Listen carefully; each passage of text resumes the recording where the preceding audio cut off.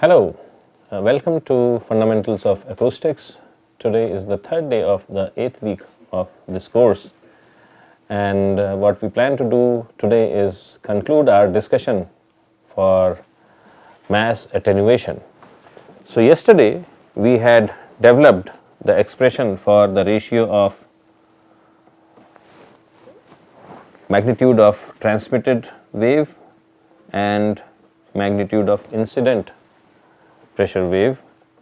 So these are complex magnitudes, and that was calculated to be 1 over 1 plus j omega m divided by 2 z naught. Okay. So these are ratios of pressures, and if I have to do it in decibels, then in decibels, when we are talking about pressures, we have to take 20 log of this ratio. So it is 20 log on base 10. So let's call this ratio as h of omega. So that's like a transfer function. Input is p plus, output is pt. So this is the function which defines whatever is being transmitted. So this is 20 log of h of omega, and then I have to take its magnitude. Now what we will do is we will develop a Bode plot for this transfer function. So what is a Bode plot? It has two asymptotes. One asymptote corresponds to the condition as omega goes to 0, and another asymptote corresponds to the situation when omega becomes very large. So when omega becomes very large or approaches 0, what do I get? So I get, so as omega becomes very small, as it approaches 0, I get 20 log of 10 of 1 over 1. So this is 0 decibels. And as omega becomes very large, what happens? As omega becomes very large, this term, the term in red, is very large compared to 1. So this becomes 20 log of 10 of 1 over j omega m divided by 2 z naught, and I have to take its magnitude. So this becomes, so the magnitude, when I take this j goes away, so as I get minus 20 log omega m over 2 z naught. Okay. So that's my low frequency. So this plot will give my low frequency curve, and this plot will give me my high frequency curve. Now in the high frequency curve, we notice one thing, that suppose let's say initially omega is something such that the term in this bracket is 1. If the term in the bracket is 1, then this becomes 0. Okay. Then let's say I multiply omega, I increase my frequency by a factor of 10, then this term in the bracket becomes 10. So then this becomes minus 20. Let's say I increase the frequency further and it becomes such that omega is 100 times the original omega, then this thing becomes minus 40. So what that means is that this is, if I plot this function on a log scale, then it is a negatively sloped straight line, and it has a slope of minus 20 decibels per decade, and this is a flat horizontal straight line. So if I have to plot these two asymptotes, so it will look something like this. So on the horizontal axis I am going to plot log of omega, on the vertical axis I am going to plot decibels, and my low frequency asymptote is going to be a straight line, and this straight line corresponds to 0 decibels, and then my high frequency asymptote is going to be a negatively sloped line, and the slope of this line is going to be minus 20 dB per decade. Okay. So, this is going to be my boat plot, and the crossover point where the boat plot changes its slope, it will be when, so for crossover point,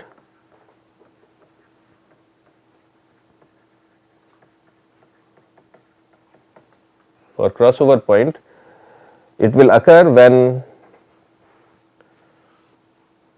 minus 20 log omega m over 2 z naught equals 0 decibels from here, right, which means omega m over 2 z naught equals 1, or omega cross over point equals 2 z naught divided by m. So, this point is going to be log of 2 z naught divided by m. Okay. So, that is how the boat plot looks like. So, what does the boat plot say?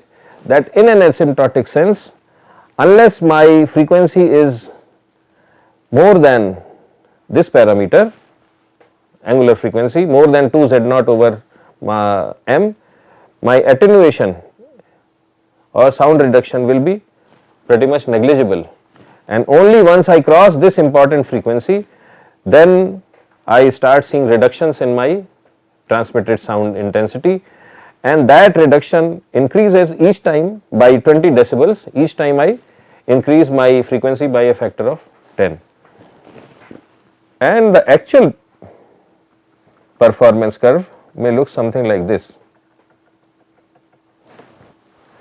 But it is important that if I want a wall to be effective, it is important that we design the wall in such a way that the parameter 2 z naught, so 2 z naught does not depend on wall, it depends, z naught is rho naught c, which is the speed of sound times density of air, so that depends on air, but the ratio of 2 z naught divided by m, where m is the area density of wall, should be such that it is below our expected frequency range. Okay. So, that is important to consider. Let us look at couple of other factors. So, we want to know that when the sound is striking the wall, as is shown in this picture, the wall is going to vibrate. So, what is going to be the velocity of that vibration? So, velocity of wall. So, I can calculate velocity of wall from this relation. uv equals p plus minus p minus times e minus j omega x over c times e j omega t, and here at the wall what is the value of x? 0. So, if I put x is equal to 0 in this relation, and I also put the value of p minus in terms of p plus, which I had calculated, then I will get my expression for velocity. So, ub 0t equals p plus minus p minus divided by z naught e j omega t, and I know that p minus, I substitute the value of p minus in this equation, so I get p plus by z naught 1 minus j omega m divided by 2 j omega m plus z naught e j omega t. So, that equals p plus divided by z naught times 2 z naught divided by 2 z naught plus j m omega e j omega t. So, if I have to find the magnitude of this, then it is UB is equal to magnitude of P plus, because P plus is a complex number, divided by Z naught, because Z naught is always real, so I do not have to worry about it. 2 Z naught is equal to into 2 rho naught C divided by 2 rho naught C plus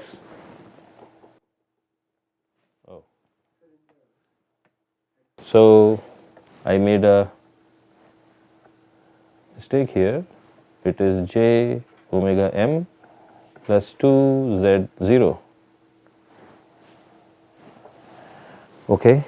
So, this is going to be equal to 4 z naught square plus m square omega square, and the magnitude of E j omega t is 1. Okay. So, that is my magnitude, and what that means is that as I increase my either m or omega, the influence on UB is similar, because it is m square times omega square. So, if I want to make my wall effective, if I double its velocity, this m square times omega square becomes 4 times as much. So, this is another important observation. So, finally, we make some important observation that, so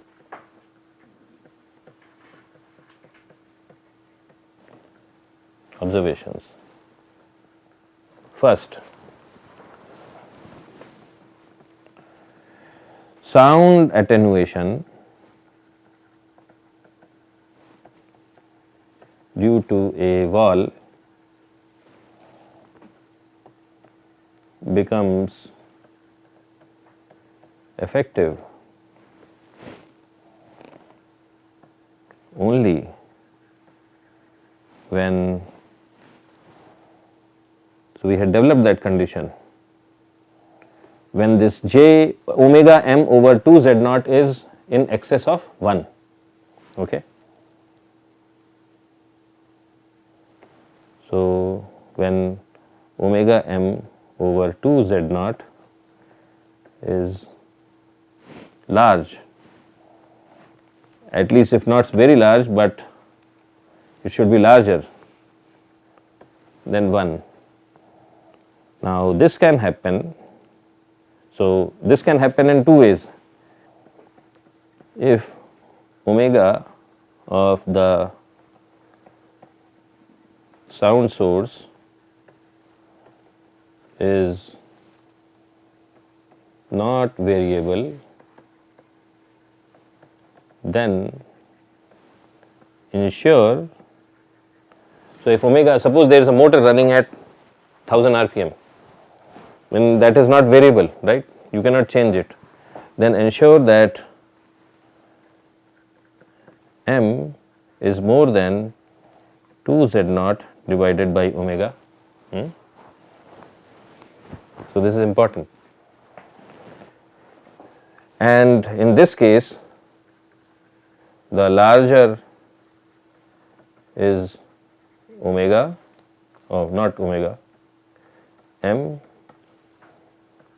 better is sound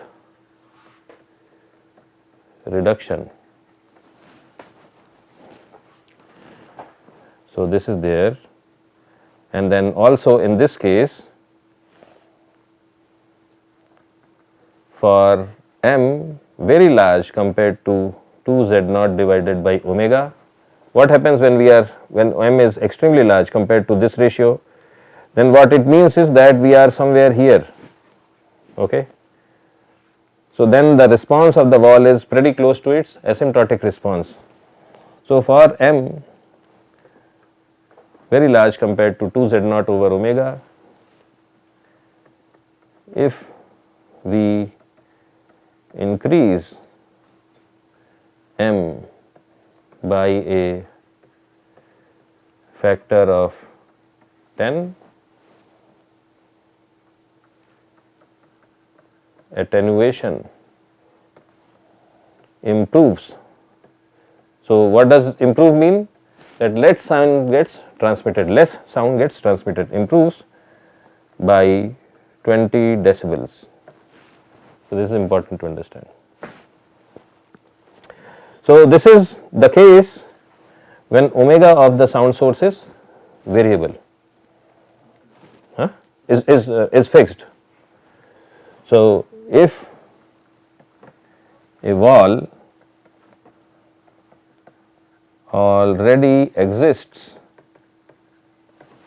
suppose there is already a wall in the system, then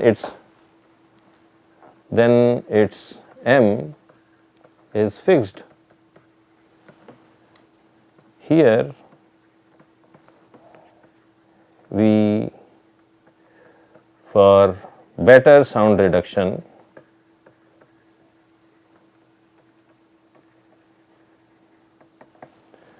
ensure omega is low enough such that, what is the condition? So the condition is this, it should be high enough, sorry.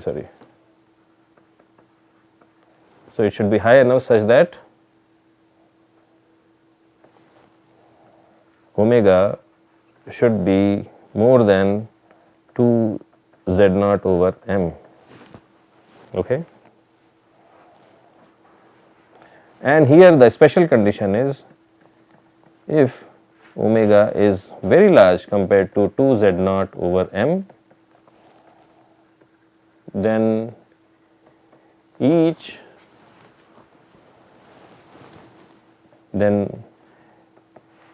increase in omega by 10x leads to improvement in sound attenuation by 20 decibels, by 20 decibels.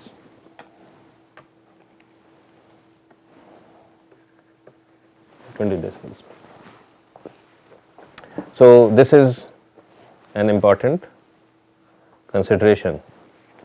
So these are two important conclusions based on this relation. Now later what we will see is that this formula works.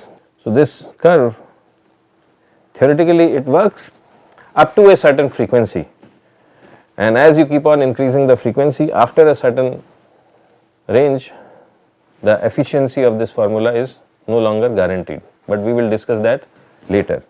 But whatever we have done over last 3 lectures is that we have learnt that how we can reduce sound in a particular area by just putting a heavy wall, and if we want to ensure that low frequencies do not get transmitted from one side to the other, we have to make the wall very heavy, and how heavy they have to be? They have to be heavy enough so that this condition is satisfied, and if the mass per unit area of the wall is very large compared to 2 Z0 over omega, then it will be effective for the cutoff frequency. So with this discussion we conclude our lecture for today. We will meet once again tomorrow, and starting tomorrow we will start laying the groundwork for solving the problem of a muffler. That is, if you put a silencer or a muffler through to contain or reduce the noise of a particular engine or some other source which has a particular frequency, then how do you actually mathematically develop the model for that? So with that we conclude for today, and we will meet once again tomorrow. Thank you.